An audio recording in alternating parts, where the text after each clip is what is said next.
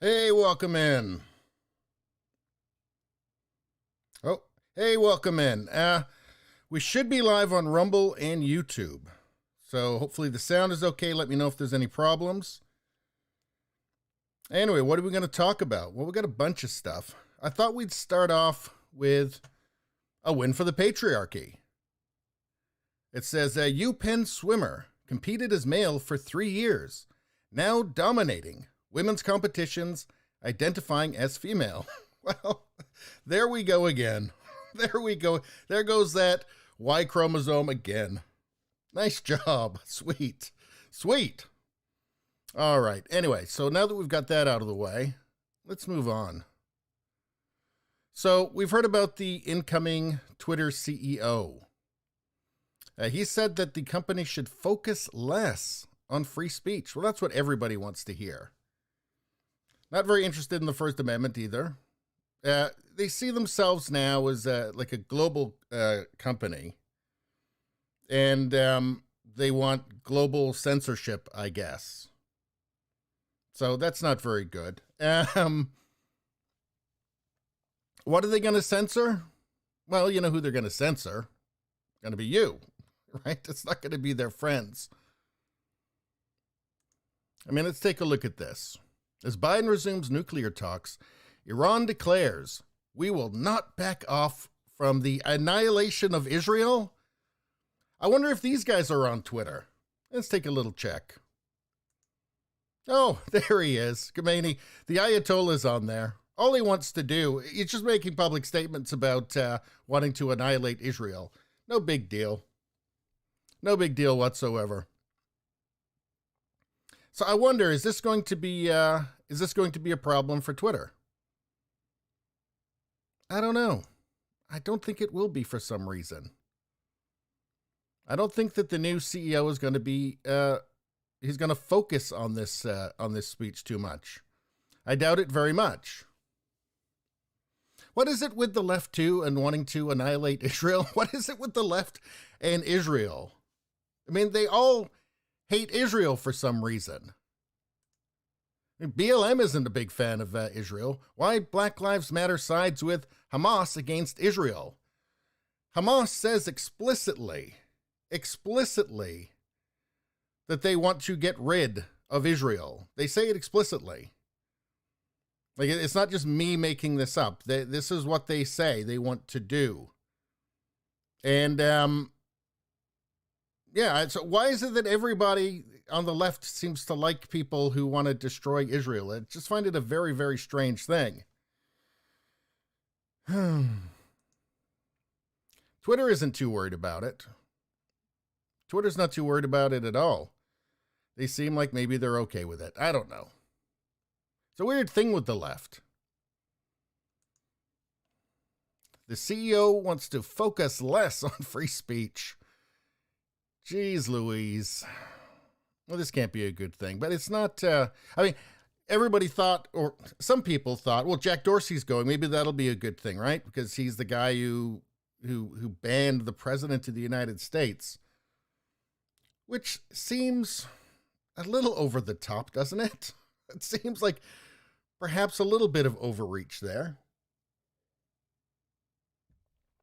Imagine the narcissism of making that decision. It's quite incredible and surreal. I guess these are our new overlords now. They're the ones who decide.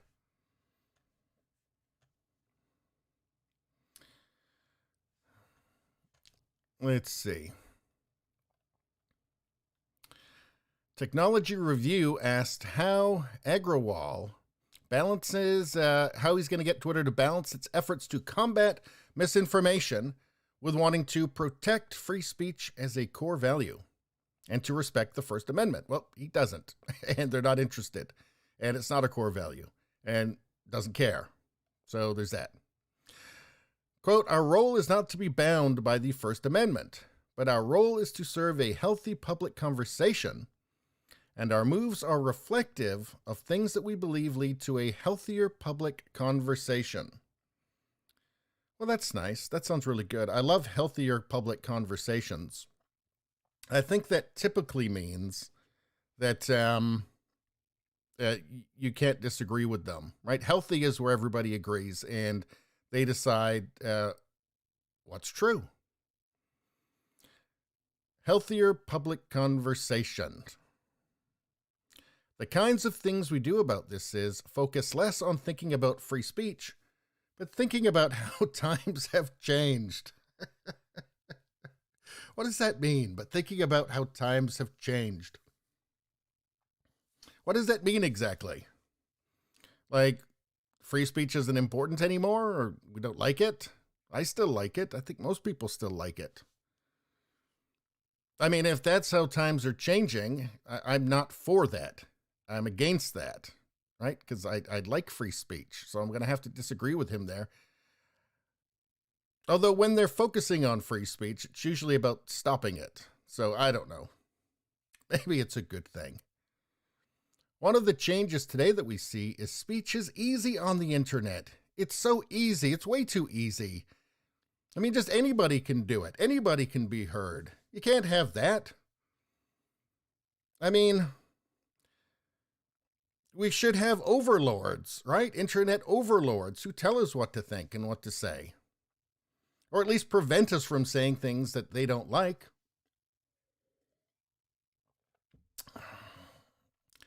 Most people can speak. Where our role is particularly emphasized is who can be heard.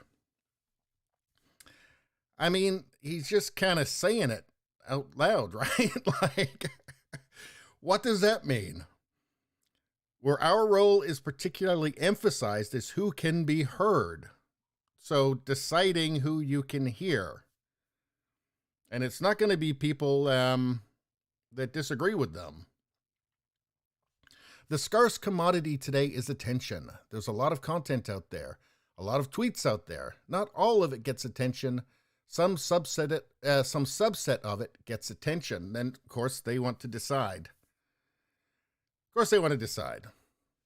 Their role is particularly emphasized, or where our role is particularly emphasized is who can be heard. Yeah, they're not talking about you, right? In terms of the people that they want to be heard. It's pretty clear the direction that it's going. I mean, like on YouTube, I mean, every suggested video, if you're looking for anything news-wise, everything suggested is CNN or Fox News or MSNBC. They're actively at war with regular people, right? Normal people. They're not for it. They're not for us at all. They want everything put towards what they consider safe, which is the corporate media. Which is a little frustrating. Because normal people want to be heard too, right? Especially when almost everything that's recommended to us or pushed on us by the big tech oligarchs is terrible. I mean, look at the people. Look at the people they're pushing on us. Anderson Cooper, Don Lemon, Chris Cuomo, although I guess not for a little bit until they forgive him. I mean, who's clamoring for this stuff? Nobody. The only reason that anybody watches that crap is because it's pushed on them. Anyway. Twitter's role is moving towards how we recommend content, and that sort of is a struggle that we're working through in terms of how we make sure these recommendation systems that we're building, how we direct people's attention, is leading to a, here's the word again, healthy public conversation that is most participatory.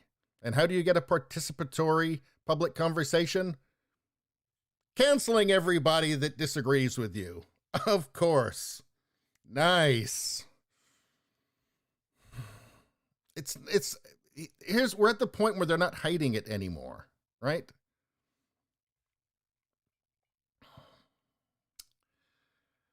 It's kind of gross. And of course, the Ayatollah's going to be on there, because I guess they like him. I guess they agree with him, even though apparently they're pretty open about this whole annihilation of Israel thing that they want to do, which, for the record, I'm against.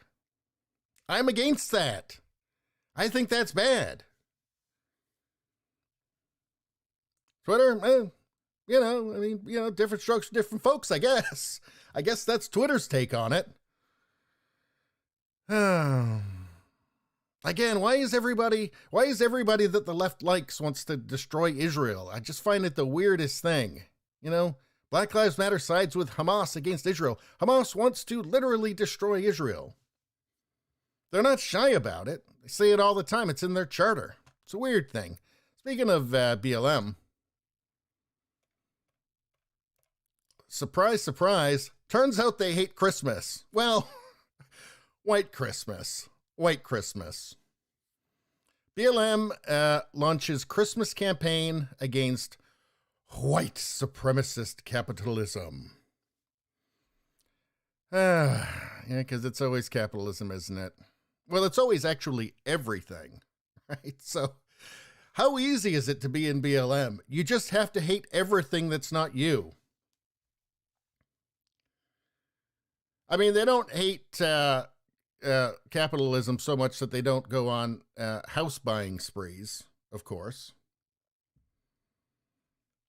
They just hate it for other people, I guess. All right. So, Black Lives Matter launches Christmas campaign against white supremacist capitalism. Terrifying. Terrifying stuff. Over the Thanksgiving holiday, BLM accused Americans. There's a lot of accusing going on, constantly accusing.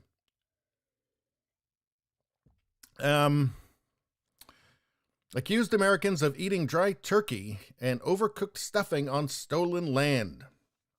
On stolen land? But I mean, technically, aren't they also on stolen land too? I mean, I'm just saying. I mean, if it's stolen land, they're right there. So, I don't know. And bashed Christmas. They bashed Christmas. Who would have guessed that BLM hates Christmas? Shocking stuff. Linking to a story that says the holidays promote white supremacist capitalism. Because don't forget, they are Marxist communists. Media doesn't like to talk about it that much for some reason. I don't know why that is. I have no idea why that is.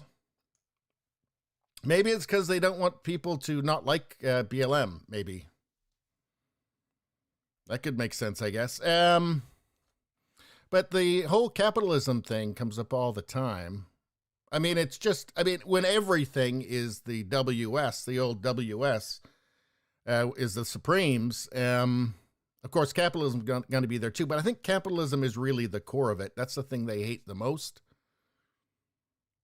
And they like communism, I think. And I only think that, though, because they say that they like it, right? But I think that's the real attack here.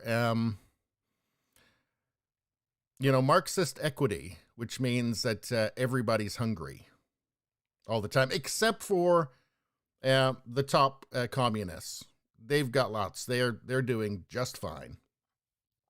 They get lots of Christmas presents. They take them from you. And they tell you that it's for your good that they're helping you. That's what happens. The group's official Twitter account, where they call themselves a collective, well, of course, they're Marxist, collective of liberators, posted a message on Thanksgiving saying, "You are on stolen land." So this was at Thanksgiving, with a subhead of colonialism or colonization never ended. It just became normalized. Well, what are we supposed to do exactly? You're on the stolen land as well. What are we supposed to do? We can't turn back the clock. North America can't turn back the clock and just everybody goes home. As if that would even be good. Like, everybody likes all of the perks of an advanced civilization. a modern technological civilization. Nobody wants to give that away. It doesn't make any sense to me. I mean, but nothing does with the new grievance movement, where just everything is bad. There's no solutions to anything. I mean, honestly, what's the solution here? Just to keep shaming forever? To what end? To what point? What is the purpose of it? Just to make people unhappy? It never ended. Colonization never ended. It just became normalized. Well, I don't know. If you've got a better idea, let us know, because you haven't so far.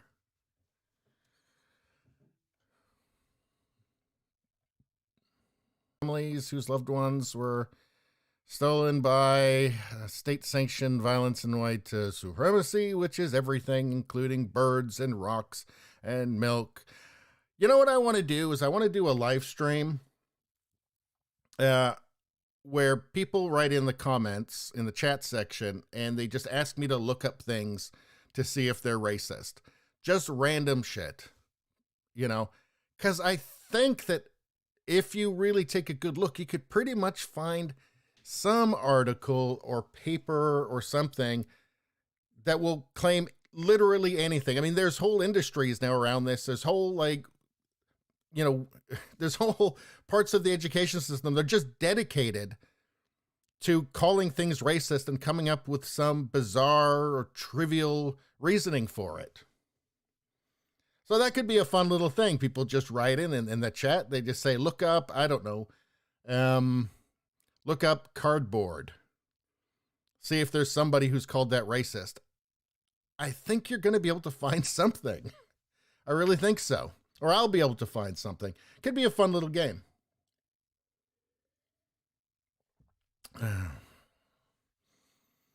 So anyway, BLM hates everything except BLM and buying houses.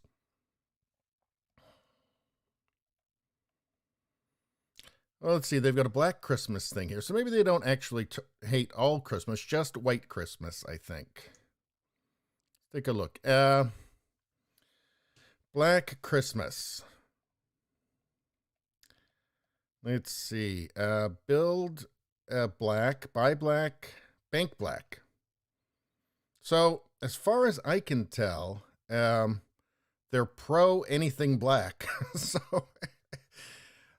we're dreaming of a Black Christmas. This means no spending with white companies. Okay. Let's see. Divest from white corporations. Invest in black communities if you must buy. Hashtag buy black. Is this just like a supremacist organization? Is this just a black supremacist organization? I mean, they're certainly extremely racist and bigoted. But I guess it is. I mean, what else is it if it's not a supremacist organization?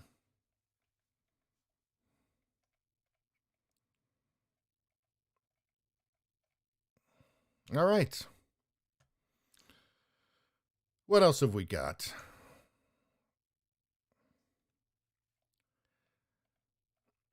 Now, this is interesting.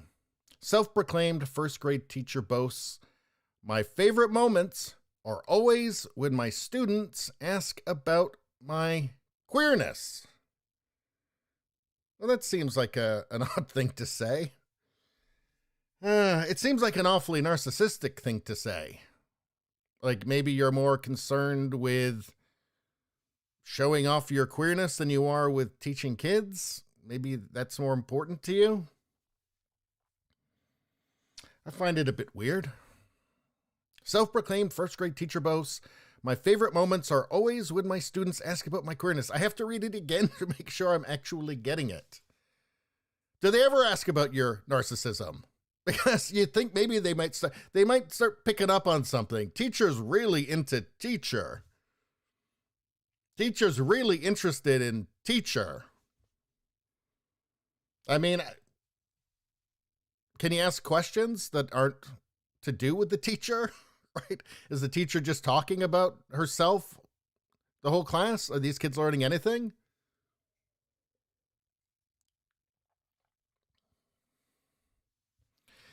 The other thing is, too, I thought that the whole movement, like the gay rights movement and everything, and gay marriage and all that, which I'm perfectly fine with. I think, to me, it just sounds like freedom. Adults doing what they want, as long as they're not hurting other people.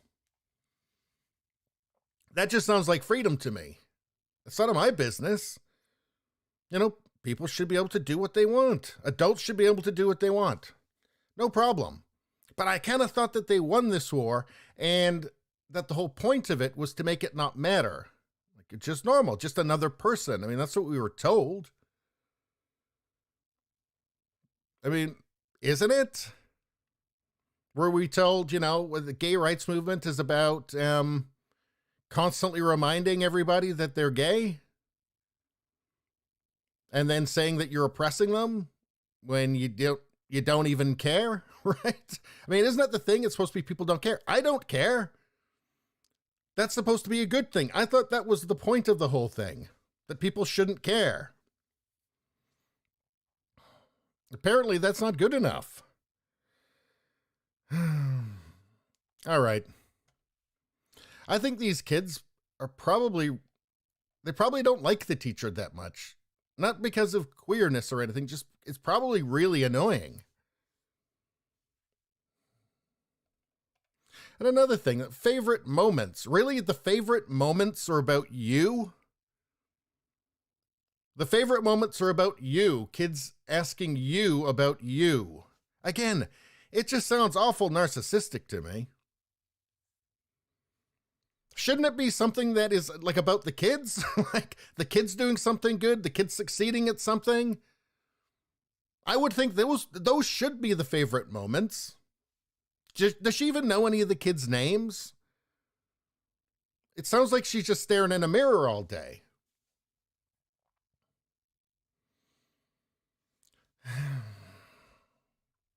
Anyway,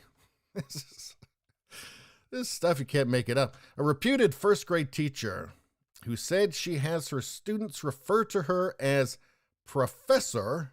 Did I mention narcissism? Because she eschews the terms Mrs. and Mr. in her classroom, and also boasted that her favorite moments are always when my students ask about my queerness because I'm obsessed with myself and I'm not interested in other human beings. I guess, right? Professor? You ain't a professor. Someone's got to break this to you. You may be able to trick the kids into thinking that. Not here. Not on my watch.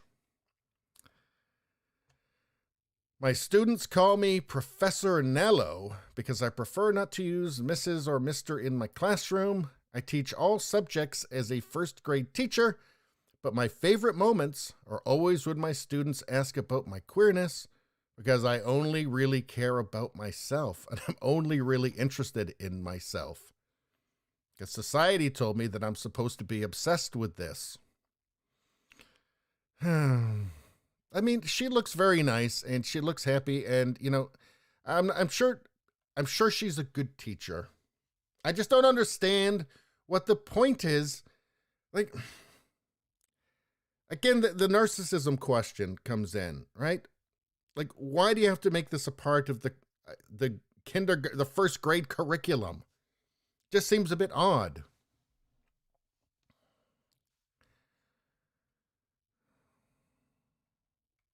All right. What else do we got here?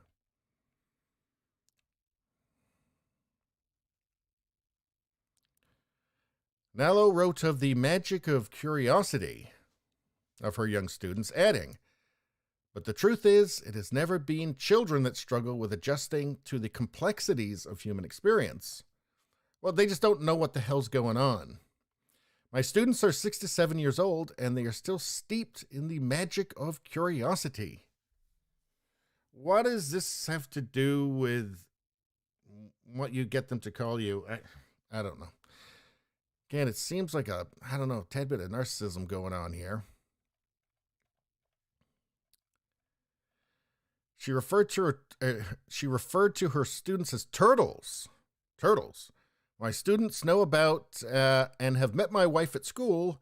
They know I'm queer, and the turtles will call anybody out for calling me Mrs. Anything.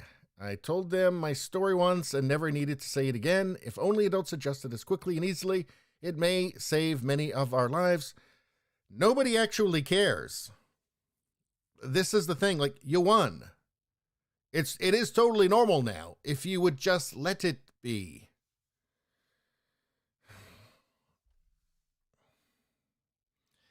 It's like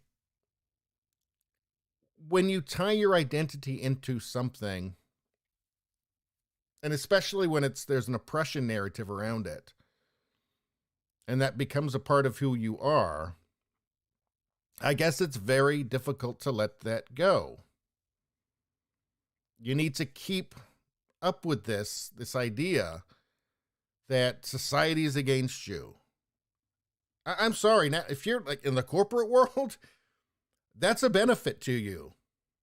That's a benefit to you. That is not going to, people will want to hire you so they can check off that box, right? There's a lot of places where it's a massive advantage. But again, you know, the need to, or the desire to keep up this idea of the oppression, it's just very, very strong, it appears. All right.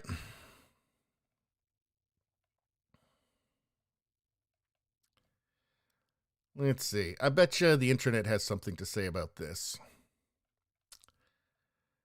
So you'd rather your first grade students ask you about your sex life than the education you are supposed to be giving them. No first grader is going to ask you about your queerness unless you talk about it to them first. They don't even know what that means. Gross. Yeah, I mean, I got to kind of agree here, right? Like, the kids are not going to know about any of this unless you tell them, unless you make that a part of the class. Why is that necessary? I mean, unless, again, you are just narcissistically trying to insert yourself into everything, or your identity into everything. It certainly doesn't seem necessary to me. Let's see. Somebody says you should not teach your 6-year-old students about sexuality or sex, whether you are straight, gay, or non-binary. That has to be said. That this has to be said as an indictment against our education system. Yeah, I mean, it doesn't, I didn't know anything about the personal lives of my teachers, right? In elementary school. They didn't tell us. And again, I mean, all this stuff is pretty normal now. It's not like you have to try and influence the children in some war against oppression or something. Nobody actually cares anymore, right? Maybe the point is just too much information. It's just not necessary. Well, what else do we got here?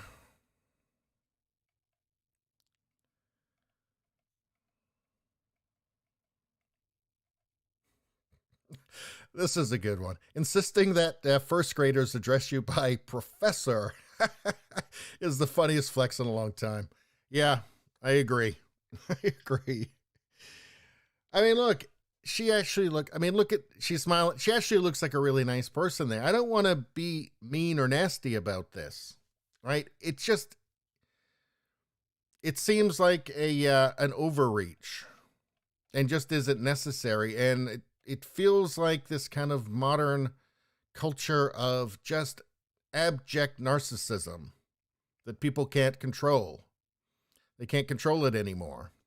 Maybe it's social media. It's a need for, likes, I guess. My favorite moments are always when my students ask about my queerness. It just seems like you should write that and go, maybe not. Not because of any oppression or anything, but just because maybe you are not going to be asking you about this unless you're talking about it. That seems like a bit too much of you in the classroom, your personal life.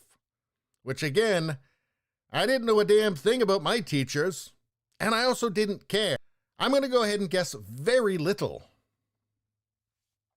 Anyway, see you later.